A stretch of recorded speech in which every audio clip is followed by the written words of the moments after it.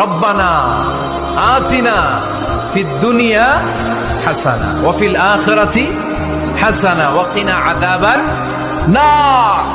আল্লাহ, তুমি এই দুনিয়ার সব কল্যাণ আমারে দাও, আখিরাতের সব কল্যাণ আমারে দাও, আগুনের শাস্তি থেকে আমারে বাঁচিয়ে দাও। পড়ে না আমিন।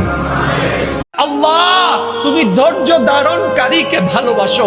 একদিন যাবে আপনার কষ্ট, 2 দিনে কষ্ট আরো বাড়বে, 3 দিনে অপমান বাড়বে, 4th দিনে ঝামেলা বাড়বে, 5ম দিনে আপনার উপর টেনশন বেড়ে যাবে, 6ষ্ঠ দিনে আপনার উপর অত্যাচার বেড়ে যাবে, 7ম দিনে মানুষ আপনাকে নিয়ে হাসাহাসি করবে। অত্যাচারকারীর অত্যাচার রব দেখছেন, ধৈর্য ধারণকারীর সবর আল্লাহ পাক দেখছেন।